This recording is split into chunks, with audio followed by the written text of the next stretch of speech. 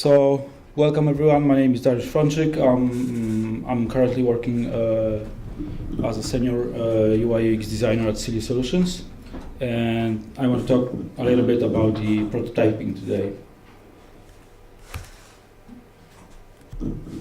Yeah, so we'll try to answer what is prototype and why basically do we create prototypes. So this is the basic stuff. Then how to choose the right approach, how to choose the right fidelity of your prototypes, and also choosing the tools. And then at the end I will show some examples. All right, so basic thing, what is prototype? So this word basically derives from the Greek word, or few words, which means the prototype primitive form or original of the first impression.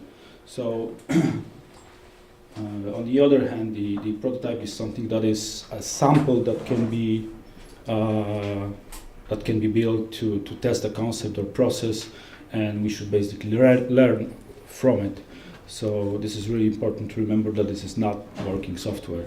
This is a prototype. And why do we create the prototypes? Well, I was trying to find an answer for that, and I found this movie, or this scene from the movie From the Earth to the Moon, as a really good explanation. So let's just take a look at this. It's pretty.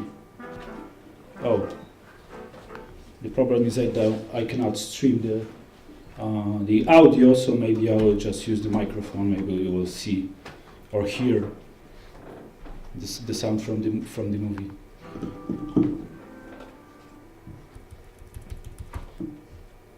How much do these windows weigh? I don't know, a couple ounces. The real ones? Yeah. 500-600 pounds at least.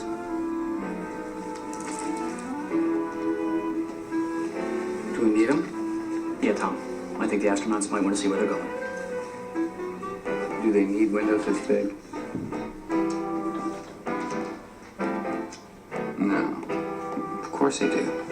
Otherwise I wouldn't be able to see from their seats.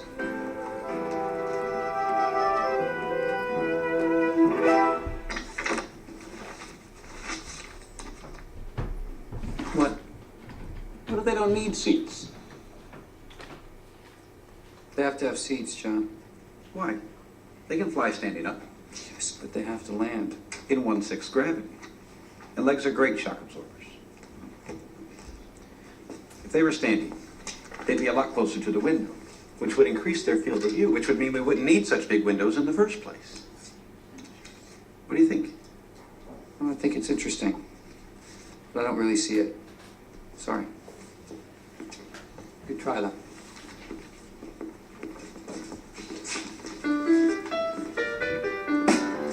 Hey, let's help them see it.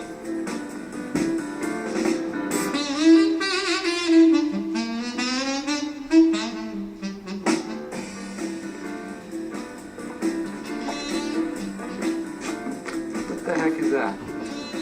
What we did instead of sleep.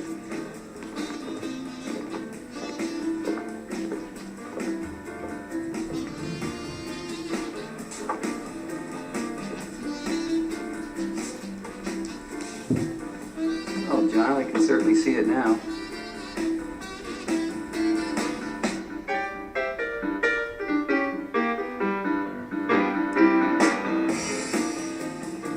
Okay, beautiful.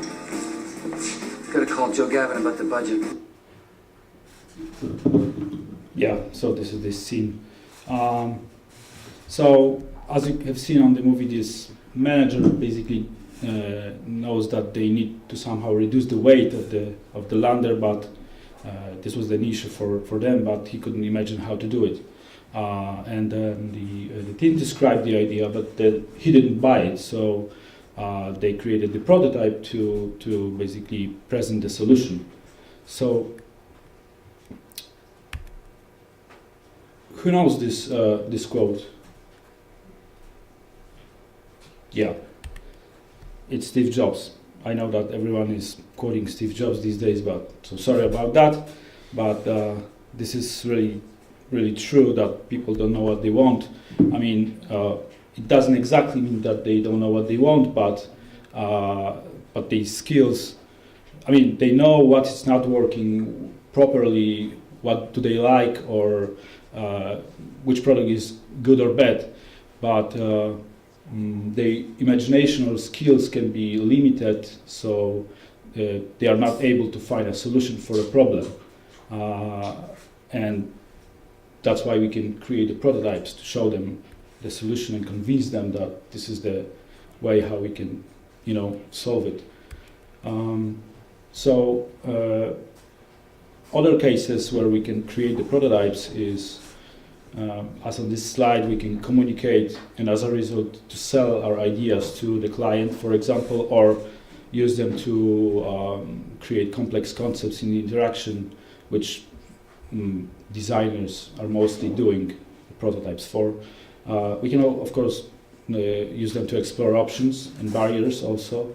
To start conversation, for example, if you are on the meeting with the client and there's a lot of different ideas and you are just starting the project, then you can create first prototype to move the discussion into the right direction. Also, you can create those prototypes to identify requirements or validate them. So basically by using the usability testing. And also to collaborate and solve conflicted ideas internally, so something that we are doing at CD pretty often. In all of those cases, creating the prototype will speed up your work and improve the quality, because as they are saying at IDEO, a prototype is worth 1,000 meetings.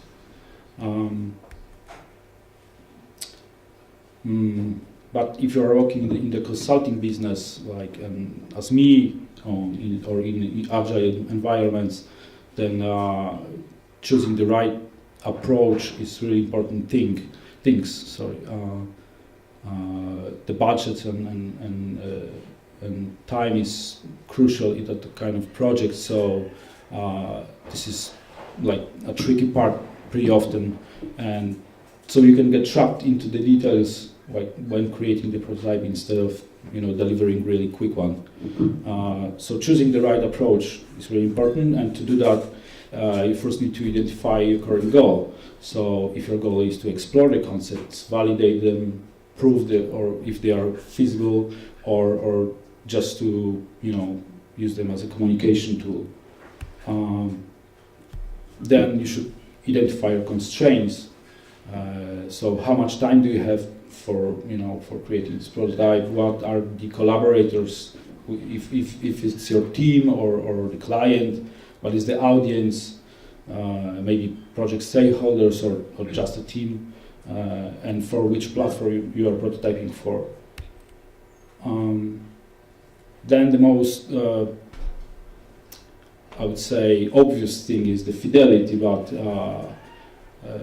the fidelity is not only about the visuals. There is more to take into account. So it's not just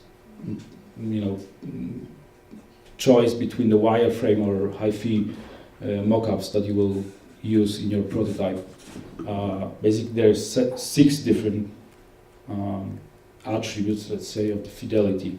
So one of them is breadth. So in other words, how much functionalities you want to cover in your prototype. If you need to decide basically if you want to focus on just one small thing in your prototype, or you want to cover, let's say half of the application.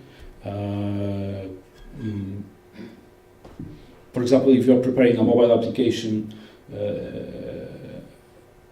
so if you want to just present just one feature on main screen, or present the whole big user flow. So you need to choose between the focused or expansive. Of course, this is affecting the time you need to spend on creating the prototype. The second one is depth. So, for example, if you are doing the prototype for the website, you need to choose how much levels you want to present. So if you want to just show the main or top level pages, or go to the second level or even deeper. So they are shallow or deep. Then of course the visual part. Oh, sorry, my sketch disappeared. Yeah, here it is. You can use, pen and paper and make them sketchy or polished, create them in Sketch or in Photoshop. Depends on which tool you are using.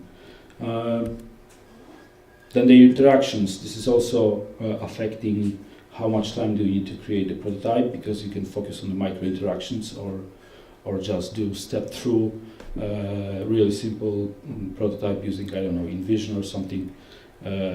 For example, if you are making a website, some e-commerce, let's say mobile app, and you have the product page and add to cart button, so then you can just show that if you click here, then go to, I don't know, to the cart page, or you can focus and show how this whole thing will behave, how adding the different or choosing the options or choosing the colors will look like, or maybe even some transition between the screens. Next thing is data. So in some cases, getting the real data to create your prototype can be tricky, not to mention about the live data. So maybe lorem ipsum is enough for you to present the idea, and you can also mix those. So if you know how the data looks like, then you can use it. In other places you can use the lorem ipsum. And the context, so maybe you present your prototype just on Skype presentation, or you need to or you want to test the prototype with the real users and install it on the mobile device and give them the phones. So this is affecting also how you will create the prototype and which tool you will basically use. So this chart shows how the project or ability to create high fidelity prototype looks like on different stages on the projects. So on the left hand side we have an innovation phase, which is us, like in our company, mostly doing the design thinking workshops with the clients. So this is the innovation phase. No one knows how the product should look like. We're trying to find the answer for that. And then we have the production phase split into 2 increments. So your overall knowledge about the system you're designing for will increase during the project. You will create more visuals, you will get more data, you will know your users better, the requirements will be clarified, so you will be able to create prototypes with higher fidelity, but it doesn't mean that you need to do that. So it should be based on your goals, and as we said before, on your goals and constraints. And this is the example of how the prototype can look like in the innovation phase. So the breadth is expansive because maybe you're designing the service, not the app. The app can be just a small part of the whole service you're designing for. So you need to cover the whole service, but the depth needs to be focused, meaning that you just need to present just one small thing or the screens in general, and then the visuals can be lo-fi, or sketches. The interactions, of course, simple because you don't have so much time to focus on the micro interactions or similar. And then the data model can be mocked. The design workshop is mostly run together with the client, so you can ask about how the data will look like. And as a part of the design thinking workshop, you need to validate your idea, meaning that you need to test the prototype with the users. So the context will be in the field. You need to give them the phone to get the feedback.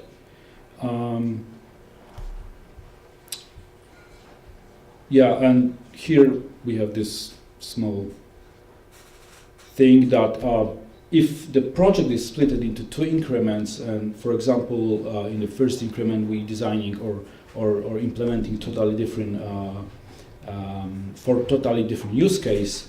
And in the second one, so ability to create the high fidelity prototypes can gets down at the beginning of increment 2. Well, you will have some kind of screens ready or some parts of your design system, but then the requirements will not be clarified, and maybe the data will be different. So, but yeah, it will get up during the project once again.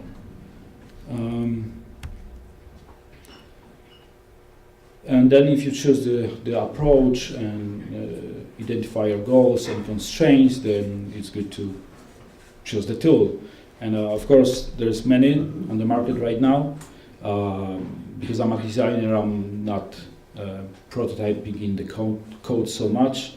I'm using those one of those tools listed here. So you can basically start from pen and paper or using the Axure and then use built-in wireframing functionality or create the prototype in InVision, just upload the mockups there and add the interactions. Or you can use one of those on the right and play with the micro interactions, or you can even go with the kite compositor or framer and add some simple logic and create a prototypes that looks like almost like working software. But still remember, you need to use it or choose it based on your goals and constraints, because there is no need to create the full interactive prototype, for example, in the innovation phase. There's one thing I didn't mention during the whole presentation, basically one word. Who knows what it is? No one? It's rapid. You need to be rapid. No matter what, you have to be rapid, especially in agile projects. You have to be rapid because time is money. And when you're working in the sprints, you need to deliver fast. This is also one of the things that are part of the Agile manifesto. So, and if you will be faster, then you can just try more ideas. So instead of delivering really or fully interactive prototype, you can create 2 or 3 simple ones and just try more ideas, and then you will have time to test them. And eventually the feedback can be really bad or not that good, so you will fail faster. If you will fail faster, you basically will learn. So you can start the whole process from all over again, and still you can do that in 2 weeks and deliver some working prototype for the team on time. Let me show them some examples. This is the example of the internal application called Device Manager. Our Experience Driven Tribe at Sealy is working on that. This is like done basically for fun, but we want to also improve how managing the mobile devices in our office. Let me show that. It was pretty quick.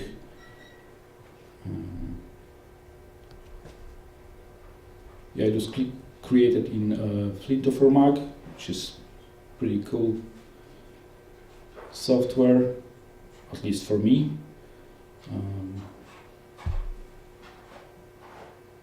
Yeah, it looks like that. We also, so the goal here was to explore and communicate and also create the micro interactions for the developers. So this is the, as we said at the beginning, the prototype is something that is used to be replicated. So, and this is the way we use it. Basically, out of this prototype, the prototype was a base to try also the this Airbnb library Lottie. So, who heard about the Lottie? Okay, so this is the library which allows you to create the animations directly in After Effects and then export that to using some kind of plugin to HTML, and then you can import by using Lottie. You can use them inside of your React Native or iOS or Android device. Application. So basically, you're creating the animation in After Effects and export, and then attach them without any changes to the native code. Yeah, and the constraints. We have a lot of time, which was good. That's why the general fidelity of the prototype is high. And the audience was the project team, and we did that for the web because this is basically the React.js application. The next one, this is something that we created for the client, Metsa. This is the hybrid application. Metsa is one of the largest forest management companies in Finland, or the biggest, I don't even remember. But this Hauka application is done for the forest experts, for the guys who are basically managing the forests. They plan where to cut them and where to seed and etc. etc. It's data heavy, so we have this one feature with this table where you have the tree species, and they need to basically update the diameter, heights, and then the pine stem volume in this table. So this is just a simple prototype I created just for the meeting with the client to show them how it can work. I used the InVision for that. I spent like 30 minutes because the mockups were ready. So it was really quick, and then we get the feedback, and they said that looks okay, and we started to develop it. It's a pretty simple thing. And as I said, you can use also the pen and paper. This is something that we created on the design workshop or design thinking workshop with the Lahitapiola, which is it is the biggest insurance company in Finland. At this workshop, we basically designed the whole new service.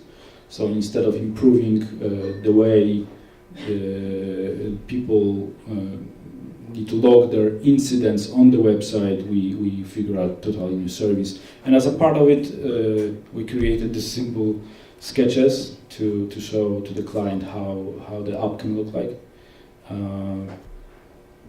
So once again, the goal was to explore the options and to start a conversation with the client. They really like it. There was a big wow that instead of improving the website, we're creating totally new service. And we'll see if they will buy it. We didn't have much time. That's why we used the pen and paper. So the general fidelity was very low. By the way, this is one of the images we created during this workshop, so it was really fun. Okay, so wrapping up everything, prototype often to communicate better, be rapid, and have fun. Thank you very much.